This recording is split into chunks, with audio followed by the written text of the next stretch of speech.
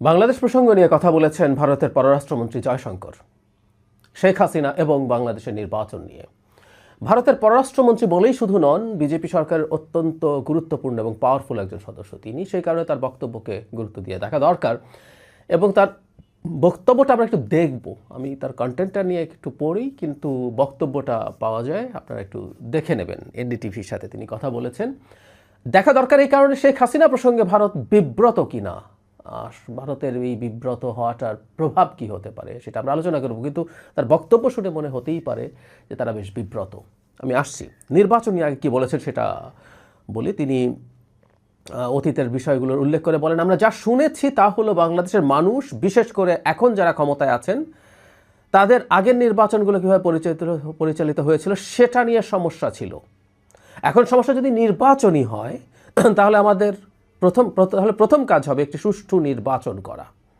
মানে খুবই ইন্টারেস্টিং হচ্ছে, বাংলাদেশের মানুষ বিশেষ করে এখন যারা ক্ষমতায় আছেন, না আওয়ামী লীগ ছাড়া, ইভেন শুধু আওয়ামী লীগ ছাড়া বলাও ঠিক না, আওয়ামী লীগের মোটামুটি সেন্সিবল মানুষদেরকে আমি দেখেছি শেখ হাসিনার নির্বাচন চুরি করে ক্ষমতায় থাকা নিতে পারতো না। সুতরাং এই দেশের মানুষের ওইটাই সমস্যা। এবং উনি শুনেছেন, উনি ভারতের পররাষ্ট্রমন্ত্রী, তার ল্যাঙ্গুয়েজটা আমরা খেয়াল করি, উনি এখন এটা রেকগনাইজ করেন না এই রকম ডিজাস্টারের পরও। এগুলোই সমস্যা। একটা ভবিষ্যৎ সম্পর্ক তৈরির জন্য আগে, যে কোনো রোগের চিকিৎসার জন্য আগে রোগটাকে স্বীকার করা দরকার। যে ভারত এটা এতদিন স্বীকার করেনি, ভারত যখন এখন এটাকে অন্তত এই রকম বাজেভাবে স্বীকৃতি না দিয়ে সরাসরি স্বীকৃতি দিত, তাহলে বুঝতাম যে ভারতের এই জায়গায় কিছুটা হলেও সদিচ্ছা আছে, হয়তো আছে কিছুটা, কিন্তু এটা আরও বেশি করে তারা প্রমাণ করতে পারতেন। তারপর বলছেন, আমরা বাংলাদেশে মঙ্গল কামনা করি। আমরা মনে করি একটি গণতান্ত্রিক দেশ হিসাবে যে কোনো গণতান্ত্রিক দেশের মতোই বাংলাদেশ গণতান্ত্রিক প্রক্রিয়ার মাধ্যমে জনগণের ইচ্ছার প্রতিফলন ঘটাতে চায়। এর পরের কথাটা খুবই ডিপ্লোম্যাটিক মনে হতে পারে, কিন্তু আমার কাছে এটাও গুরুত্বপূর্ণ মনে হয়। আমি নিশ্চিত যে গণতান্ত্রিক প্রক্রিয়ার ফলাফল যাই হোক না কেন, যাই আসুক না কেন, তা দ্বিপক্ষীয় সম্পর্কের ক্ষেত্রে ভারসাম্যপূর্ণ ও পরিপক্ক দৃষ্টিভঙ্গির হবে। আশা করি পরিস্থিতির উন্নতি হবে। সো ভারত সরকারকে দেখে মনে হয় যে তারা নির্বাচন চাইছে। আমি এই কথাটা বহুবার বলেছি, কিন্তু আমাদের বলে যেতে হবে, কারণ এটা সবসময় সবার মাথায় থাকতে হবে। বর্তমান সরকারের তুলনায় একটা নির্বাচিত সরকার তারা হয়তো চাইছে, কারণ এই সরকারের সাথে তাদের সম্পর্ক খুবই তলানিতে গিয়ে ঠেকেছে। কারণ শেখ হাসিনার পতন এবং পালিয়ে যাওয়ার পর যে বিব্রতকর, ভারতের ক্ষুব্ধ বিরক্ত যে পরিস্থিতিটা, সেটার মুখেই পড়েছে ডক্টর ইউনূস সরকার। এবং ডক্টর ইউনূস, আমি প্রায় বলি যে এই একটা জায়গায় একটা বেঞ্চমার্ক সেট করেছেন কিভাবে একটা স্বাধীন সার্বভৌম দেশের সরকার প্রধান কথা বলেন। তিনি মাথা উঁচু করে ভারতের সাথে সেই আলাপ করেছেন, সেটা ভারতের পছন্দ হয়নি। ফলে একটা নির্বাচিত সরকার আসলে তারা নতুন করে হয়তো চেষ্টা করতে পারবেন, ভারত সেটা দেখছে। যদিও আমি বলি এই কথাটা, ভারতকে আসলে তাকে রিয়েল অ্যালাইনমেন্ট করতে হবে বাংলাদেশের সাথে। যেভাবে বাংলাদেশকে দেখতে চেয়েছে, বাংলাদেশের সরকারকে চালাতে চেয়েছে, সেটা আসলে বাংলাদেশের কোনো সরকার পারবে না, সেটা যে সরকারই হোক না কেন। আমি বলছি না ভারতের সাথে সকাল বিকাল শত্রুতা করতে হবে, না, এটা চাইও না আমরা। ভারতের সাথে আমাদের একটা ওয়ার্কিং রিলেশনশিপ, দুই দেশের স্বার্থেই প্রয়োজন, এটা ফ্যাক্ট, স্বার্থ খুব জরুরি। কিন্তু হাসিনার মতো স্লেভ ধোয়া দূরেই থাকুক, তার একটা ছোট ভগ্নাংশও কেউ যদি হতে চায়, এদেশের মানুষ তাকে ক্ষমতায় রাখবে না। সো ভারত যখন বাংলাদেশের সাথে একটা ভালো সম্পর্ক তৈরি করতে চায়, তাকে এটা মাথায় রাখতে হবেই। দ্বিতীয় যে প্রশ্নটা আছে সেটা হলো শেখ হাসিনা প্রসঙ্গে। এটা ইন্টারেস্টিং যে বলছি, এটা দেখে নিতে হবে। কন্টেন্ট আমি একটু পড়ি, তারপরও দেখে নেওয়াটা সবচেয়ে ভালো হবে। তার কাছে জানতে চাওয়া হয়েছিল শেখ হাসিনা যতদিন চান ভারতে থাকতে পারবেন কি না। এই প্রশ্নের জবাবে জয়শঙ্কর প্রথমেই বলেন, আচ্ছা এটি একটা ভিন্ন বিষয়, তাই না? মানে উনি এক ধরনের বিব্রত হয়েছেন, আপনারা ভিডিওটা দেখলে বুঝবেন, আমি শেষেও যোগ করে দিতে পারি। এরপর তিনি বলেন, তিনি একটা বিশেষ পরিস্থিতিতে এখানে এসেছিলেন। আমি মনে করি সেই পরিস্থিতির স্পষ্ট প্রভাব এই ঘটনার ওপরে ছিল, মানে ভারতের আশ্রয় নেওয়ার ওপরে ছিল।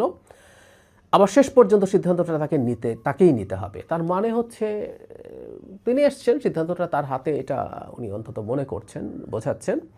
কিন্তু জয়শঙ্কর প্রশ্ন শোনা এবং জবাব দেওয়ার সময় ফাম্বল করছিলেন। এটা একটা খুব গুরুত্বপূর্ণ ব্যাপার। উনি প্রস্তুত ছিলেন না এবং এই প্রশ্ন ফেস করাটা ওনার খুব স্মার্ট হয়নি। Is a very smart guy, আমরা তাকে অনেক সময় দেখি। এবং ভারতে অন্তত বা অন্যান্য অনেক জায়গায় তার টবাবের অন্তত খুবই প্রশংসা আছে। যদিও আমি পররাষ্ট্রনীতি ভারত যেটা নিচ্ছে, এটাকে আমি ভয়ঙ্কর রকম ফেইল্ড একটা পররাষ্ট্রনীতি বলে মনে করি, তার দায়িত্ব জয়শঙ্করকেও নিতে হবে।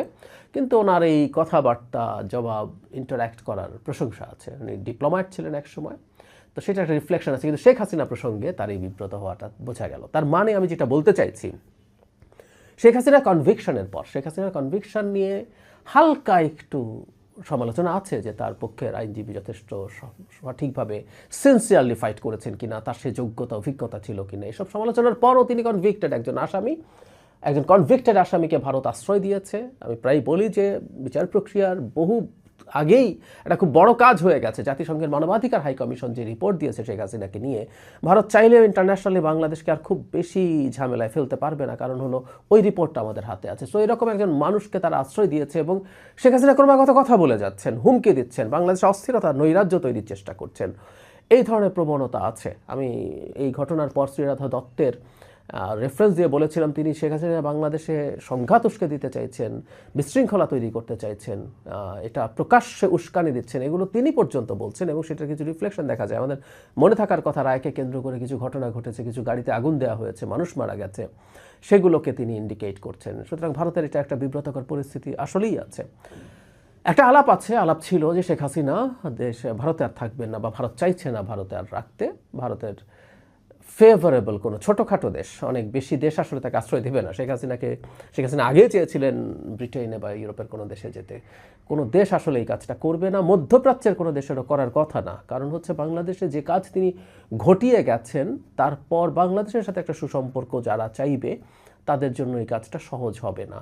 যদিও এই ম্যাসাকারের পরও কেউ বেন আলী তিউনিসিয়া, তাকে সৌদি আরব আশ্রয় দিয়েছিল। তিনিও দেশে শেখ হাসিনার স্কেলে না হলেও মোটামুটি একটা ম্যাসাকার ঘটিয়ে গিয়েছিলেন। তো শেখ হাসিনার ক্ষেত্রে অন্য দেশগুলো, মধ্যপ্রাচ্যের দেশগুলো, ইউএইর কথা শোনা গিয়েছিল, তারাও ডিসঅ্যাগ্রি করছে এবং করারই কথা। এবং আমরা এই জায়গায় শোরগোল অব্যাহত রাখবো। সুতরাং যে দেশগুলো বাংলাদেশের সাথে তাদের সম্পর্ক রাখা প্রয়োজন মনে করবে, যাদের সাথে বাংলাদেশের বিজনেস বা অন্যান্য কারণে নানা বাইল্যাটারাল সম্পর্ক আছে, সেই দেশগুলো কোনোটাই যাতে শেখ হাসিনাকে আশ্রয় না দেয়, সেই শোরগোল মানে তারা অনুমানই করে, আর আমরা শোরগোল তো চালাবোই। সেই কারণে এমন কোনো দেশ, নানান দেশের নামটা আসছে, আমি সেদিকে যাচ্ছি না।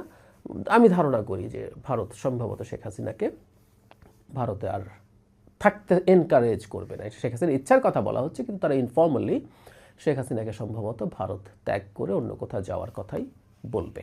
এবং এটা শুধুমাত্র এই সরকার বলে না, ভবিষ্যতের কোনো সরকারের সাথেও যদি ভারতকে সম্পর্ক উন্নয়নের চেষ্টা করতে হয়, তার রিস্কটা এই জায়গায়। সেটা হচ্ছে শেখ হাসিনা তো ওই সরকারের বিরুদ্ধেও কথা বলবে। একটা কমন পারসেপশন হচ্ছে নির্বাচন যদি হয় বিএনপি ক্ষমতায় আসবে। বিএনপি যদি ক্ষমতায় আসে তাহলে তারা খুব সম্ভাবনা আছে যে শেখ হাসিনা ওখানে বসে বিএনপির বিরুদ্ধে আজে বাজে কথা বলবে, হুমকি ধামকি দেবে। এগুলো তো তার প্রবণতা, এটা তিনি করেন। আইদার ভারতকে তখন অন্তত এগুলো বন্ধ করতে হবে। এখন ভারত বন্ধ করতে চাইছে বলে মনে হয় না। ইউনূস সরকারকে একটু উস্কাচ্ছে, এটা তাদের ভালোই লাগছে। কিন্তু ওই সরকারের সময় এটা বন্ধ করতে পারতে হবে। বা বিএনপি সরকার যদি টাফ হয় এবং সরকারের উপর চাপ থাকবে শেখ হাসিনাকে ফেরত দেওয়ার জন্য, ভারতের ওপরে চাপ তৈরি করার, সেটা যদি করতে হয়, তাহলে ভারত যদি বিএনপি সরকারের সাথে মোটামুটি একটা ওয়ার্কিং রিলেশনশিপ চায়, আমি রিসেন্ট সময়ে বলেছি বেগম খালেদা জিয়ার অসুস্থতার সময় মোদি যে ধরনের স্টেটমেন্ট দিয়েছেন, সেই স্টেটমেন্টে এটা স্পষ্ট যে তারা চাইবে সামনে সম্পর্কটাকে ভালোর দিকে নেয়। এটা শুধুমাত্র বাণিজ্যিক সম্পর্কে প্রশ্ন নয়, এটা স্ট্র্যাটেজিক ইস্যুও আছে। ভারত যত নিজকে সরিয়ে রাখবে, সেখানে চায়না ঢুকবে, পাকিস্তান ঢুকবে, এটাই নিয়ম, এটাই স্বাভাবিক, এটাই ঘটে। তো ভারত সেই কারণে সম্ভবত শেখ হাসিনাকে তার দেশে রাখতে চাইবে না। একটা নির্বাচিত সরকারের সময়ও অন্তত চুপ রাখতে তো চাইবেই। জয়শঙ্করের এই ফাম্বল করা দেখে আমার কাছে মনে হলো তারা সত্যিই বিব্রত এখন।